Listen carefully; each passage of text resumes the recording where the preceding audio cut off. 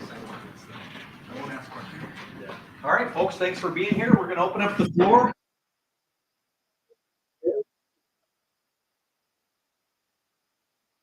I guess necessarily that Kyle has had protection issues like chronically, but there were a couple of instances last week with the fumble and the grounding call. And there's been a couple other plays like that. I guess just how are you counseling him right now through those situations as I guess he continues to grow the way that he anticipates those pressure situations in his set? Yeah, the number one most important thing is the football, and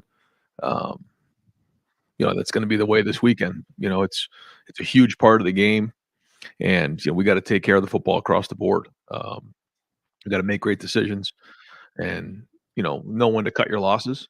Have a plan for when it goes, the way that you expect it to, but have a plan for when it goes, sideways. And I think it's really what you have to do every time you go into a play is, okay, here's what we expect. When it doesn't go that way, I might have to be in a management situation, which is let's not make bad plays any worse. And that's all part of playing the position. Obviously would have been part of the planning and everything last year for a game like this. And when you're seeing a team like this for the second time, are you building off of concepts and stuff that he would have already maybe been familiar with going into a week like this? We play so many games and there's so many, just different practices. But I think the good thing is, again, for somebody who's been in the system for a couple of years, they've been through preparation before, they've been through, game planning situations. They've seen the games live. I think a lot of our guys understand what this game is going to be, the intensity. But yeah, now that, the coordinators have been there for a couple of years, there's a little bit of a familiarity there, but they change year in and year out. Their personnel changes, it changes in the game. So, but it is good to have some guys that aren't doing it for the first time. Ryan, you guys look like you got a little bit more creative in the way that you guys use motion and things on Saturday. Is that part of the progression with Kyle and just giving him more and giving this offense a little more with each week? Yeah, I think every week we want to keep adding more and growing. There's give and take to everything that you do. You want to give the guys a clean plan.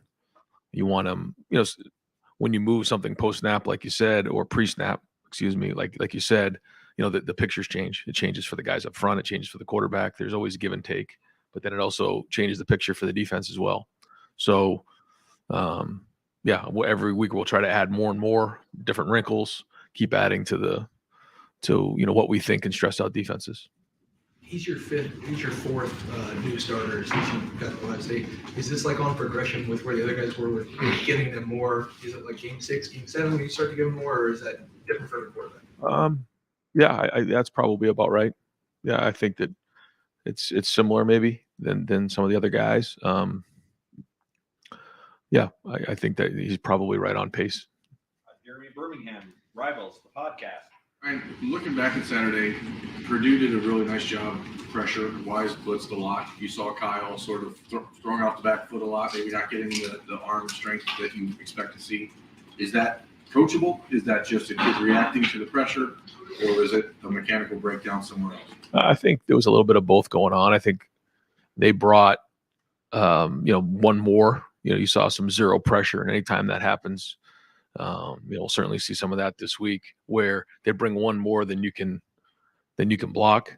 And when that happens, sometimes you do have to drift away from the extra defender to buy yourself enough time for the receivers to get open. And in that moment, you may take the ball a little bit off the ball to allow the receiver to react. But there were other times where that wasn't the case, where, like you said, there was either a breakdown in protection, which, certainly the line has their part of it, but also it's it's just tight ends, it's the running backs, it's everybody involved. But certainly what we want to do is we want to take a good drop. We want to get our feet in the ground, and all the power from throwing the ball comes from your cleats being in the dirt. So, there were some times probably where we're drifting a little too much. Dan Hope, 11 Warriors. Ryan, how much did you recruit Drew Aller when he was in high school, and just kind of what was that relationship like? Well, he's an Ohio kid who had a great career.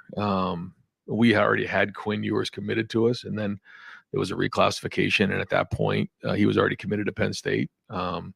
but a lot of respect for him, for his program, and certainly being from the state of Ohio. He's a very good player. What do you think of the player he is now, and kind of what kind of threats is he going to pose to the defense? I think he's done a good job in his first year. He's had poise. You know, he's a big, strong quarterback who, you know, leads the team well and manages the game well and has a good makeup. And, you know, I think he's got a bright future ahead of him. Cameron T. Robinson, the Athletic. Brian, that touchdown Kyle threw to Cade, where he just kind of ripped it in that tight window there. Kyle seems to be getting more and more confident with his arm, just in his eyes, just letting the ball rip more. How have you seen that growth over these first 6 weeks? Yeah, I think every week it improves, it gets better. There's certain things that, you know, you see for the first time every time you're out there. The one thing that's unique about our opponents this year is that almost every defense has been significantly different week in and week out. You saw something last week that we hadn't really prepared for in the last couple of years with, you know, very different defense. You know, Notre Dame was different. Maryland was very different. You know, each week, you know, the fronts are different, the coverages are different. So it's great learning for all of our guys to be able to, you know, identify what they're up against, learn from it, and then grow. Back like that, who's gaining that confidence and just trusting his arm and his eyes more. What's that conversation like with him as you try to add more to his play? Yeah, I think you're trying to build the confidence up, and you're trying to, you know, challenge, you know, everybody, but certainly, you know, Kyle to grow in certain areas, and he's responded well to that. I think, you know, he's responded well to the challenges. I mean, this challenge that we have this week is going to be a big one. This is a very good team, very good defense. Certainly well documented that they're, you know, the best defense in the country statistically. Have a lot of guys returning off of last year's team, so you know, he knows we got to have a great week, and you know, that's for everybody on the team. We got to have a great week of preparation. Obviously. Tony German, Buckeye Huddle. Ryan, how can you tell you're facing a great defense if they haven't faced any top offenses? Well, you know what they are coming off of last year. They're a very, very good defense, and you know, you can see the turnovers they're creating, and you know, they played against some solid teams. It's not like, you know, they haven't played against anybody. They played against, you know, some Big Ten teams, and you can just see the one-on-one matchups. And then also, like you said, coming off of last year, I mean, these guys have played before, and some veteran guys on that side of the ball. So I mean, they're a very good defense. And they've created some turnovers this year, a bunch of interceptions against Illinois. How much do you talk to Kyle about that this week? Is it more than any other week, or the same as it always is? Just like every week. Yeah. It's just when you're in games like this, as we know, it could come down to one play. So everything is amped up. You know, the consequences are higher, the stakes are higher, and that's the way you want it. You know, we've already been in one of these games this year, but it's just a reminder when you get in these types of games. Dave Biddle, 24/7 Sports. Dallin Hayden got his first extended action. What did you see out of him that you liked? Yeah, I thought when the ball was in his hand, he did some really good things. I thought our O-line opened up some better holes, but Dallin ran hard as well. I thought once he got through the line of scrimmage, you know, he got up to the safeties, and one run in particular, you know, he really lowered his shoulder and ran the safety over, which I think he's, you know, number 31 for Purdue's a really good young safety, and he finished that run really well. So that was probably his best run. But you saw his feet move in the hole, and that was great, especially for somebody who hasn't really played this year. He seems like one of those guys when the lights come on, he always performs, like going back to the Maryland game last year against Purdue. Is there something holding him back in practice? Maybe that he's not doing well? No, I think, again, that the best thing that Dallin does is when the ball's in his hand. And, you know, he does a nice job with that. I mean, there's certainly more to it than that, but you know, we're happy with how he played on Saturday. WDNS. Coach, I don't know what you can get into. How healthy are you guys? Any word on Trey, Mayan, Mecca? Yeah, I'm not going to get into all those guys, but hopeful that we'll have all those guys back for Saturday. The other thing, you know what it's like playing over there, noon kick here. Just what's your message to the fans coming this week? Yeah, well, I think the first thing is, you know, I know I talked to Gene about this, and you know, one of the biggest things that he mentioned to me was getting everybody, you know, in the stadium early. You know, we want to do that. We've done that in the past, you know, just to set the tone. But this is one of those games that, you know, we've got to really create a hostile environment for Penn State, in particular their offense. You know, when we're really loud in the stadium, anytime that their offense has the ball, it makes it very difficult to operate. The communication, the snap count, all of those things. And so the louder we can be, it doesn't matter whether it's third down, red zone, short yardage. If they're operating and they're on the field, the louder we can be, the more hostile that we can be, advantage Buckeyes. So that's really one of the things this week that I'll be talking about, because this is a big game, but we've got them here in the shoe, and let's make it as loud as we possibly can. Clay Hall, WSYX. When you're facing a defense like this, they're number one in a couple of categories, number two in another. Are you trying to find? Is there a weakness to find, or that's not going to happen? Or when you sit around this table, somebody says, "Hey, I think we ought to." I've just noticed they don't do this well. I mean, has that moment happened, or that's not going to happen this week? I think the first thing every time you're looking at a game plan, you look at the personnel, and then you look at the scheme, and you try to do the best you can based on the personnel you have, based on the personnel that they have. What gives our guys the best chance to be successful, to move the ball down the field and score touchdowns.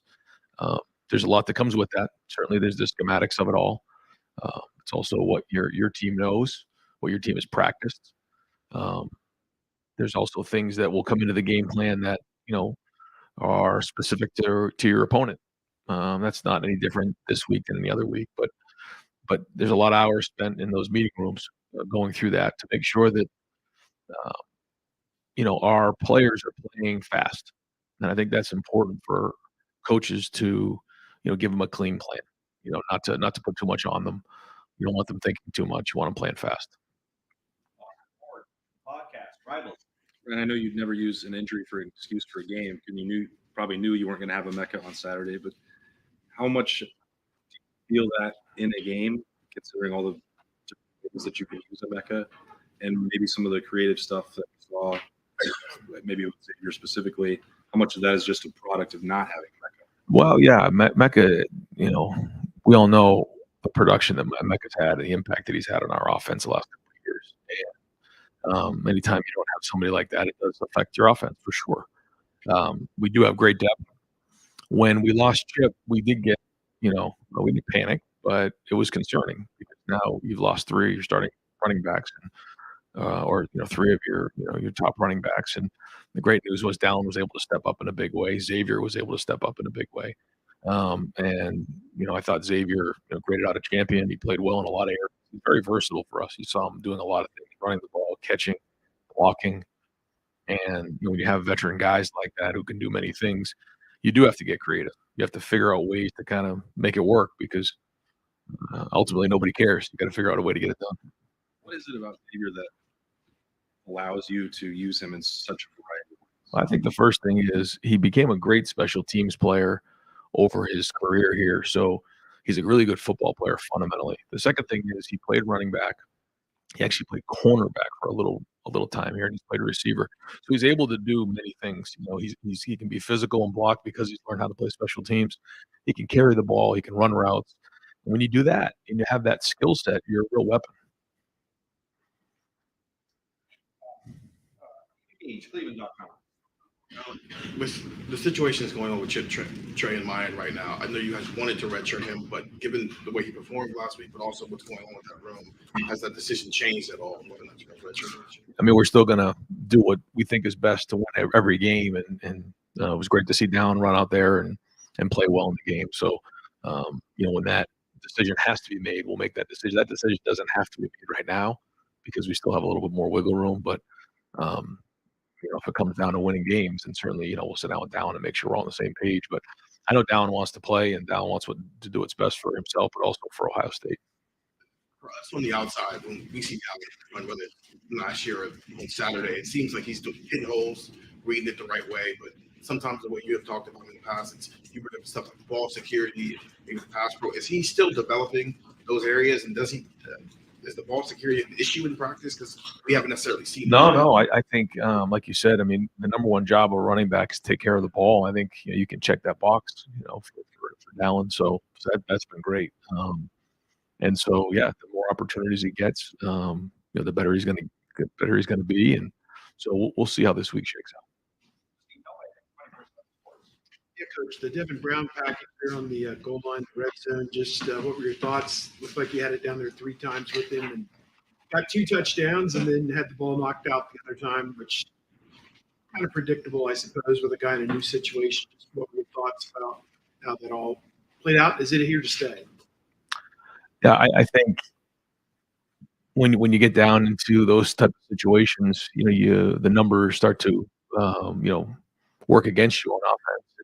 When you add the quarterback into it, it can change those numbers. But the great thing about Devin is that he can throw the ball well. You see the throw he made to Brandon at the end of the game. So he's not just a running quarterback. However, he is big, strong, and athletic and competitive. And so we had been messing around a little bit with it, but felt like going into that game with the weather situation, at least the forecast about midweek, we can't get caught in a situation like we had in the past maybe. So that was part of it. And then we added that down in the red zone and felt like it was a good package schematically and wanted to let Devin go and kind of get his feet wet in that area and flush out any possible mistakes that may happen. I thought he ran hard. I thought he competed. I think he, hopefully learned his lesson there on that one. But it certainly does give us a different wrinkle, and we'll continue to build on that package. You just mentioned the weather. It's going to be similar potentially this weekend. So how good is it what the guys showed at Purdue as far as short yardage, third down, that you might have to replicate a big time this weekend? Yeah, I mentioned it during the bye week. You're into October and November in the Big Ten, so it's gonna be at least 3 probably bad weather games, and so we got to handle it. So we'll practice in it this week if it shows up and be ready to go. But we got to be able to run our whole offense. We got to be able to run everything, but we'll always look for ways that we can adapt to the environment, adapt to the situation when appropriate. Another interesting wrinkle you guys showed was a QB sneak, or tush push, whatever everybody wants to call it these days. It seems like an easy play, but how much goes into one making that call on that play and 2 go actually converting it? Yeah, I mean, there's pluses and minuses to everything that you do, and we try to. We don't just have 1 or 2 plays in those situations. We have a handful of things that we work on, things that we save, things that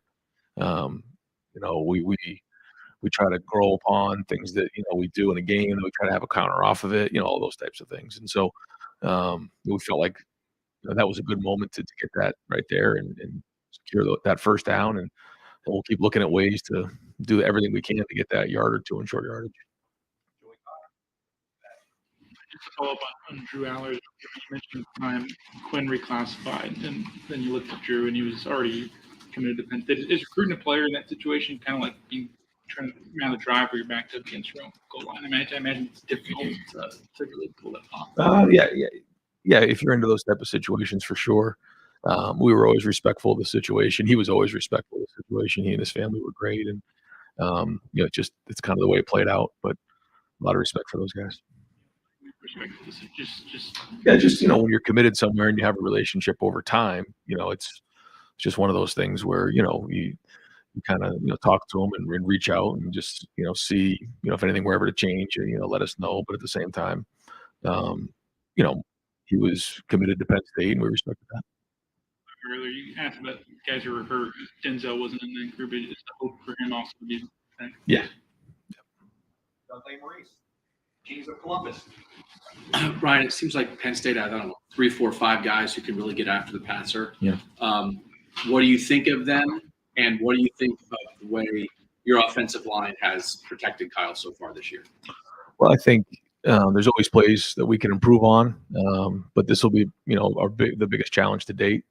They're, very twitchy, very quick. They get after the quarterback at a high level. Both ends. Our NFL players for sure. They've been very productive, disruptive, and so our tackles in particular are going to have to do a great job. They are creative about where they align guys and everything. So it's going to be everybody. They do a lot of moving and do a lot of blitzing. So we're going to be on our game. But it's been like that against Penn State for a long time. And I think Penn State's second in the nation in time of possession. Haven't been very explosive offensively, but they grind it out. numbers of plays for you guys and number of possessions has been something that's come up this year. Is there anything you have to prepare for in case this is a short possession game, because that's stylistically kind of how they play? Yeah, well, it's interesting. I think they've done a really good job this year. They have a good offense, good offensive line, big and strong. Running backs run hard. But some of those games that they've been in with with all the turnovers, I think in maybe the Iowa game there was 90 to plays to like in the mid 30s, which I've never heard that before. And so they've done an unbelievable job of creating turnovers and giving their offense the ball, and then like you said, they've kind of held on to the ball and played complementary football there. So yeah, we got to look into all those things. Certainly, taking care of the football is going to be of utmost importance here. But no, they've done a nice job of that. So we'll have to have contingency plans in place for that. Sports Illustrated. Coach, actually kind of building off Doug's question, Penn State's almost dead last in the country in number of plays that have gone for 20 or more yards. They just haven't had a lot of explosive plays. I'm curious how hard it is to prepare for things that maybe you haven't seen on film. Like you think you know what a team is capable of because you see their talent, but how hard is it to prepare for something that you haven't actually seen? Yeah, I guess that's a question that comes up at the beginning of every season, but when you're this far into the year, typically that's not something that gets talked about a whole lot. But to your point, they've done a lot of they've had a lot of plays in plus territory, and certainly in the red zone. I think maybe they lead the country in most plays in the red zone. So you may not see as many of those types of plays, but certainly they have them. And then look, you're 6 games into the season. You've got enough of a body of work for your own resume here to look at. How pleased are you with the way your team is progressing from where you were at the beginning of camp to the beginning of the year to where you are now? Well, it's every week you come up for air and figure out where you want to get better, where you need to get better, and then you kind of identify the things that you need to continue to enhance, but then other things that you need to improve on, and you go into the game, and that, like I said, that's the test. Well, we got a big test on Saturday, so it's hard for me to say right now because this is just such a big game, and our focus is on this team. So, again, better idea after Saturday. Yeah, a couple weeks ago, you talked about the art of coaching, when to be patient, learning how to be patient, when to bite your tongue, when to be fiery. It seems like, and players confirm that you are a little more fiery this year. I think they call it you're cutting loose. Question is this something, you have the pulse of your team better than anybody. Is this something that's intentional that you're doing? Is this just a progression of being comfortable in your skin? I think this team likes to get coached hard. I do. I think, they do, and this is a great team that can get pushed, and I just they respond well, and this is a tough game. There's a lot riding on every game, and we know that, and so it's my job to bring it every week, every Saturday, push as hard as I can. But for the most part, it's thought out beforehand. I'm not just flying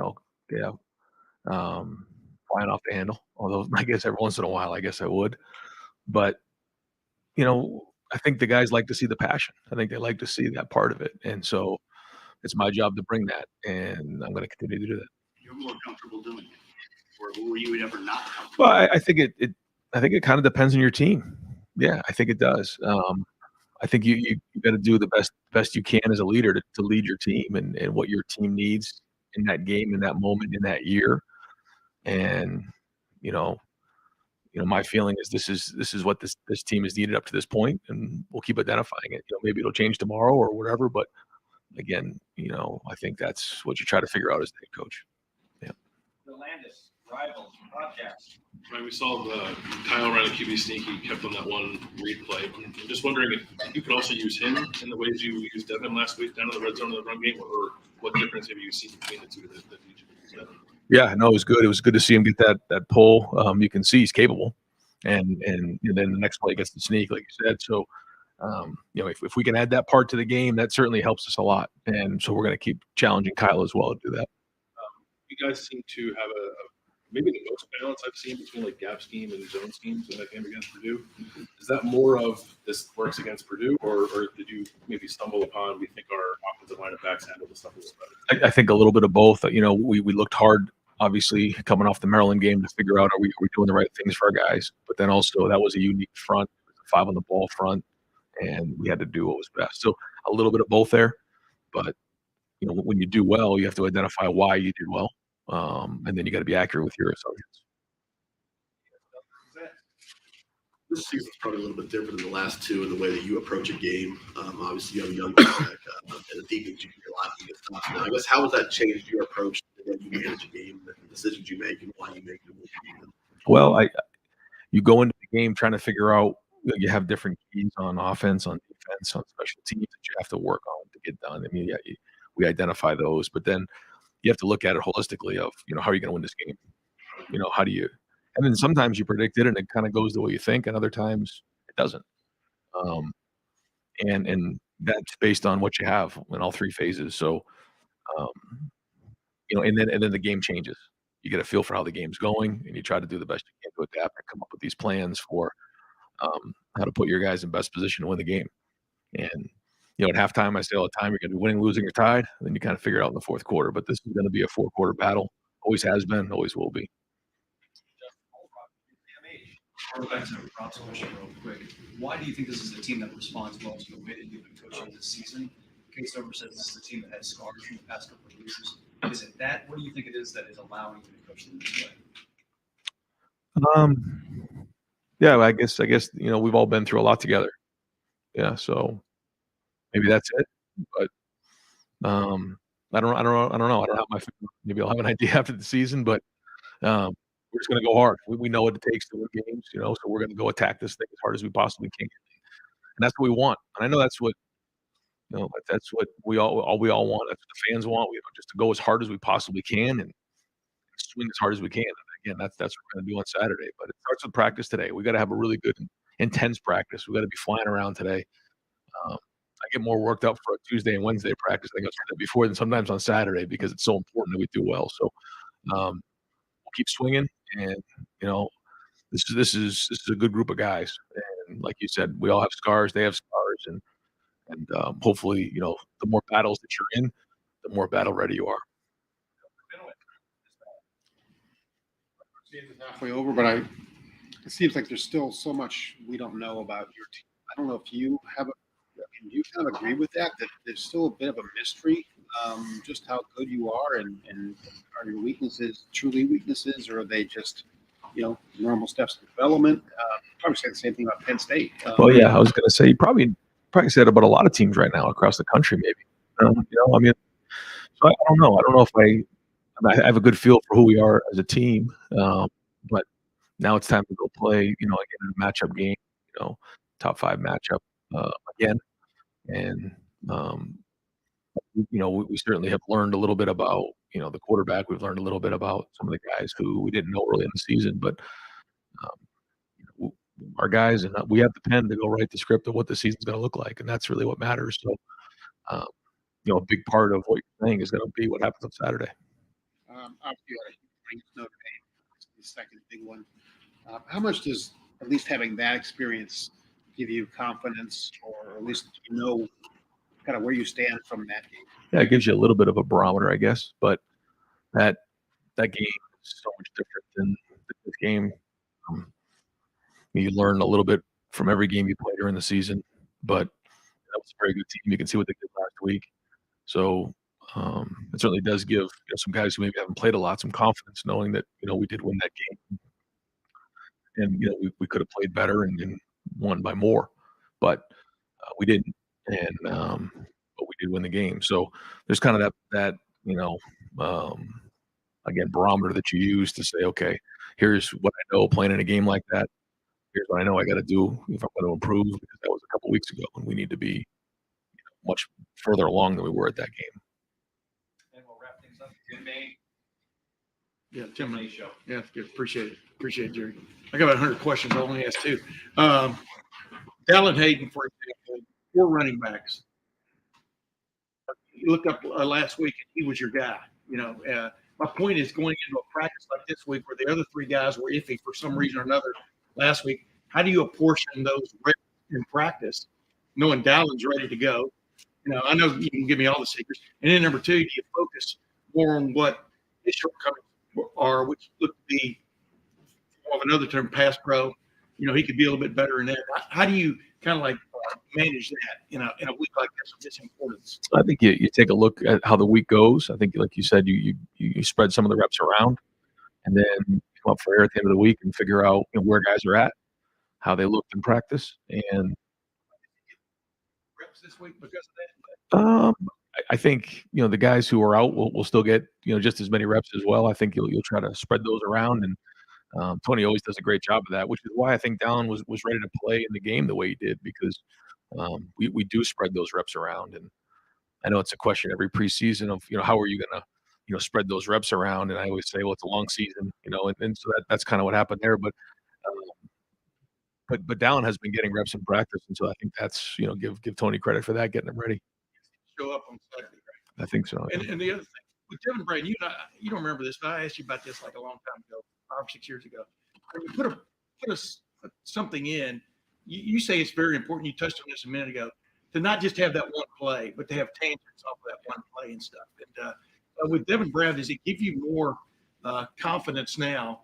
Obviously he learned from fumbling at the goal line. Does it give you more confidence now to go to that?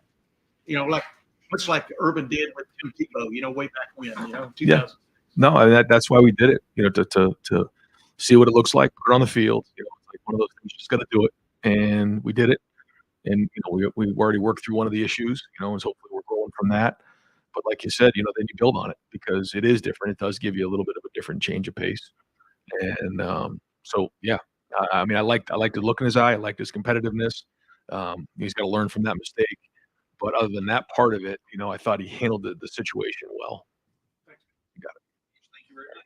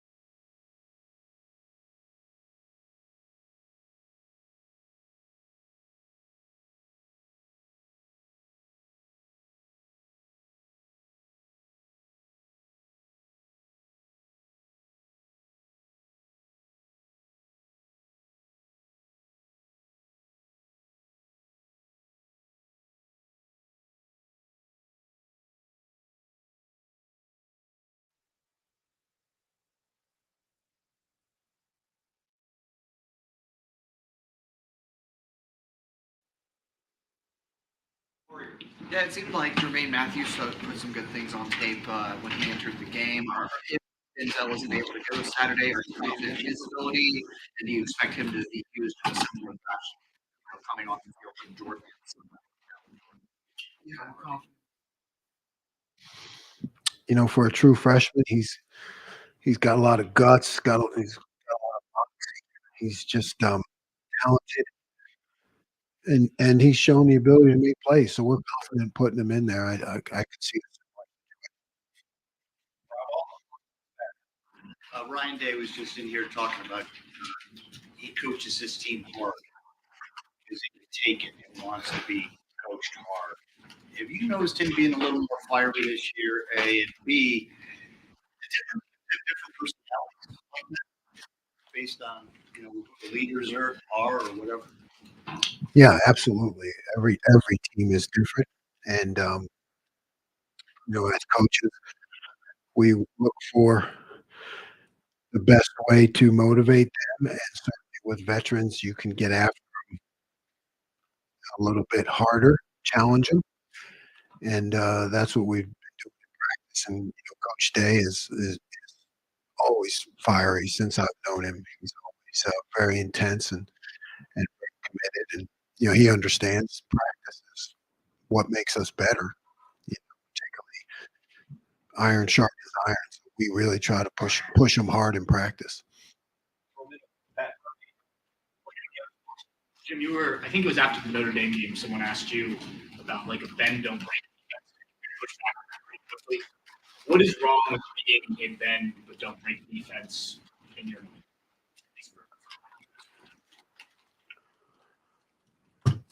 I don't know. I just don't like the way it sounds. How would you describe this defense as, given how you've changed what you're talking about quite a bit? One that prevents points, and that's our job. The stop rate is so important because that's the job of the defense. No matter where you go on the field, you got to prevent points, stop points. Andy, back. What stands out about this Penn State offensive line? Would you say maybe the biggest test for you? Yeah, I mean, Notre Dame was pretty good. Penn State is just as good. They're really big, really veteran players, and so they adjust well, and they can cover you up. Great size. More with that. Whitney Hardy, WCME. Jim, so much of going into the season focuses on preventing explosive plays. Penn State's last in the FBS in explosive plays, but they still score a good points. So what is challenging about that kind of an offense that just kind of grinds you out and still puts points on the board? Yeah, and their time of possession is awesome, and I think most red zone plays in the country. You got to find a way to. The challenging part is find a way to get them off schedule. Like if they just stick to a schedule and they can move down the field, they've been very successful at that. So you try to knock them off, kind of get them behind the sticks.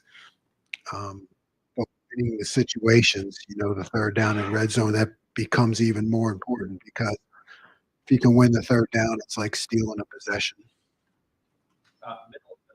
Middle left, Dan Holt, 11 Warriors. Jim, we saw Cody Simon play a lot more this past week. Just how do you feel like maybe him and Steele compare right now in terms of how they're playing? Yeah, they're neck and neck. I mean, Cody is continuing to earn more playing time. He plays both positions, extremely valuable, but he's earned the time, and he's extremely competitive at that position. What do you think Cody brings to you when he's on the field versus what Steele brings? Cody brings kind of an added dimension in the run game, because he's more of a Mike linebacker type. So when he's in there at will, he can be more effective in the run game. And obviously Steele brings a stronger athleticism. Seems to be able to make more plays in the passing game and cover more space. Dudley and Reese, Kings of Columbus. Jim, you guys at times right against a heavy package team or a run team will play three linebackers together. Could that be a possibility this week? Or the way you talked about Sonny as he's almost like a Sam linebacker, would that just be like, no, we'll put Sonny down in the box and let him do that? We'll have both, but Sonny certainly gives us that flexibility to not have to, like, we don't have to substitute because he can do both, but we'll always have both. When you have somebody like Drew Aller, he hasn't thrown a pick yet in his career. How do you sort of game plan maybe for a quarterback who takes care of the ball, but maybe, I don't know, isn't going to take a lot of chances, just any kind of quarterback who's sort of playing that stylistically? Yeah, you've got to challenge receivers, in the intermediate area. He's really good at those passes, and you have to be able to put some pressure on him and kind of present different looks to him, just to kind of get him thinking. He's got to be. We got to push our rush and really defend that intermediate zone. All right, Nathan Baird, Cleveland.com. I think coming into the season, people would have spoken a lot of respect about Singleton and Allen, their running backs. Statistically, it hasn't been that impressive from Penn State. I guess just what are you seeing from them as far as what this rushing is? Yeah, I don't look at the statistics, but I look at the video, and it's impressive. They're hard running, a good 1-2 tandem. They hit the hole, and then they have the ability to bounce. They bounce plays a lot. So the film shows that they're really good, and they'll be a force to contend with. You first get an indication that Jermaine Matthews might be, and I know he wasn't starting, but that he might be able to be a big contributor this season. Yeah, really from the first day he arrived on campus. He's one of those guys that has a lot of energy. Like I said, he's got moxie, I call it.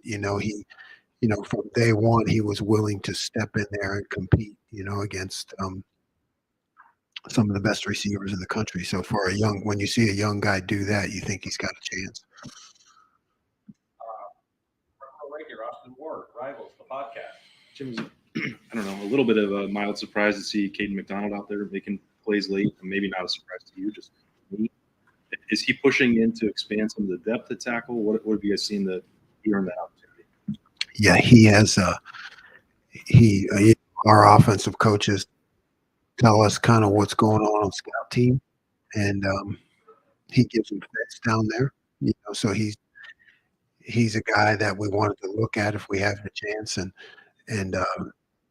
he seems to be a real force inside. And he plays with a high motor, just a really positive kid. So yeah, I think he's got a chance to push him to the lineup. Jeremy Birmingham, the podcast, Rivals. It's sort of unusual sometimes to see a player do things that, like JT Tupelo used a spin move, I think, this year like 4 times, and every time he does it, it seems like it causes chaos for the quarterback and the offensive line. How much freedom does he have to experiment and do different things, or is it just a matter of in that moment he feels he's going to do that, or is he actively encouraged to not do that? No, we like to let JT play because he's the guy who's going to come up. You've seen him come up with the big plays and the big moments. But there are calls that are different. There are defined rushes and things, and there are other calls where he knows that he can cut it loose, do whatever he wants. Cameron T. Robinson, The Athletic. Kind of going back on Cody and Steele. Coming into this year, you mentioned you wanted to rotate more at linebacker. Is this you have, or did Cody step up into taking into forcing? Yeah, no, this is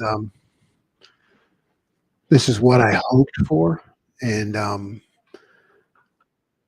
Cody's earned it. So I guess the answer would be both. I mean, I hope to get this, and he's really earned it with what he's done in practice and when he's got his chances in the game.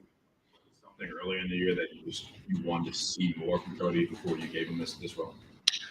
Yeah, I what happens in practice is the ones get most of the reps. So, we had to keep looking at our own rotation, I guess you would say, to make sure that he got more and more opportunities, in practice. And, he earned it. Joey Kaufman, Columbus Dispatch. Tim, what did you see from Jack Sawyer Saturday for him to get his first sack of the year? Jack's always been there, man. He's been close. We faced a lot of quarterbacks that are getting the ball out of their hands quickly, which is good for our defense, but doesn't produce the high sack number. So he's been real close. It's just one of those things you knew was going to happen. There were Columbus Dispatch. Another on JT. We all remember what he did against Penn State. That nobody's going to expect anyone to do that again. But what have you seen? I expect him to do that. What have you seen from him this year? Is he a better player now this year? What have you seen in terms of his growth? Yeah, increased football intelligence. I mean, JT is an awesome player in his own right, just kind of doing his thing. But I see a guy who continues to understand more about the defense and his role in the defense, and where the ball is going to come out based on the call, all those things. He just has a greater understanding. And we know Tyreek's, the things with him have been consistency and health. He's showing that this year. Is there anything that's happened kind of behind the scenes that you've seen that has allowed him to become really a dominant player? No, I mean, Tyreek is just no. It just simply boils down to reps with him. The more reps he gets, the better he gets. So it's just really that staying healthy, like you said. The more practice time he gets, and the more chances he gets better. Stephen Means, Nathan, Cleveland.com. Just when Denzel left the game, I think the immediate decision was for Jermaine out there on that boundary side. Excuse me. But then there was times when Davis and was on that side and George was on that side. Just I don't even know how much of this we want to get into, but in your scheme, what are the expectations for a guy playing field and versus boundary corner? More isolation to the boundary, more press to the boundary, help to the field with the big space and the time and distance kind of factor. So just things happen a lot faster into the boundary. What about Jermaine and Davison's skill sets make them fit at that boundary spot? Davison is long, he's aggressive. Against the run, what you see a lot, what you get, he's got to participate more in that into the boundary. And Jermaine is just, he got moxie, you know what I mean? Said it like 3 times. He's just a guy is going to compete, in those one-on-one situations. So he's a guy you can put pressure on. You need that moxie dog mentality to play that position. Yes. Steve Hellway, 24/7 Sports.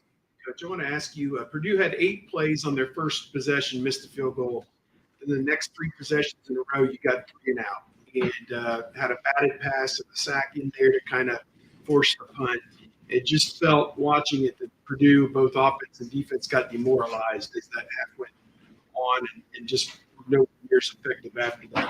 How important was that to make those kind of negative plays and the value of just getting 3 and out? Field position, all of it, your team. Yeah, it's everything, really. I mean, to be able to deliver the ball back to the offense, that's our job, as quickly as possible without points. So, and I think there's a lot of momentum. I try to, there's, like you said, there's a lot of momentum, for the team, fans, whatever, guys on the sideline. When the defense is producing like that, everybody feels better. And I don't discount that because, it just creates momentum. Jim May, let him throw on three. Jim May go. Thank you, Jerry. You like to use the word moxie. Does Tyleek Williams have moxie? I mean, what sets him apart right now of what he's actually physically doing on the field? Because it seems like every week he's even more of a factor.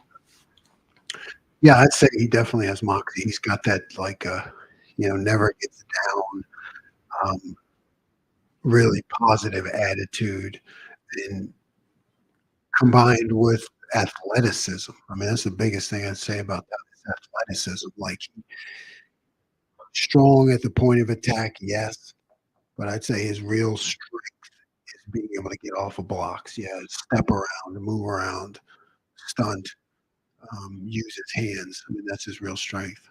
And one other thing, these guys, the best defense I think they've gone against, maybe you might disagree, was Iowa this year. They threw the ball 43 times in that game. I mean, they're capable of lining up and just deacon and dunking, right? I mean, how do you prep for a team like that that's known kind of with those running backs, and yet Aller and like Whitney was asking earlier, they haven't really cut him loose yet. I'm throwing the ball deep. Just what's going on in your mind right now, like whirlwind kind of thing? Yeah. Stop everything. Prepare for everything. Stop everything. Have answers for everything. Basically. But it shows that you're Aller. Oh yeah. Yes. Yes. Yeah. He's talented. He makes good decisions. I think they feel like they have a full complement of offense. We need to have a full complement of defense. Two more questions. Jim, how valuable has Jordan Hancock been to this defense, and how much relief has he given? Yeah, he's, the versatility, and I guess the fact that he embraced it. He embraced the move into nickel, and then you saw being able to put it back to corner. So it's not as easy as it looks. The nickel position involves a lot of different matchups, different routes, different fits in the coverage. So really, it started with his willingness. He just wanted to learn and embraced it, and yeah, it's given us a lot of confidence, I guess, to be able to move him back and forth. And then, is there a little part of you that is upset that Jermaine Matthews is not from Philly? I never thought of it that way, but yeah, I mean, I never thought of it that way. But he's got that Philly kind of attitude. Go Phils, by the way. I see that on our way to the another World Series, right? That's right. Actually, Bill Landis from the Broad Street Bully gets the last question today. Is that paper still in existence? I think it's gone, isn't it? I used to deliver the bulletin when I was 4th grade. The rate at which Tyleek is batting down passes at the line, is that just him like being an athlete, or are you calling things to like try to keep him in some of this? I wish I was calling. Yeah. Hey, call that bat down pass play. No. That is strictly Tyleek being an athlete. I think he had like 3 last game. It's amazing, and what an effective factor for the defense. I think one time we busted a coverage. There was a guy standing wide open for the first down, and he batted it down. So that's invaluable. And just thinking about Jordan Hancock and Sonny Styles, I know you've talked about one of the streamlined things for Sonny. Is there any part of you that is hopeful that maybe you can get to the point where those two can play together, or is that not something you want to work Sonny with? Yeah, I think that would. I think it's a possibility. But yeah, I just go back to you have to pick and choose your moments because they're both making really good progress. So it's always that balance of how much to overload them with and how much just to let them play. Coach, thank you very much.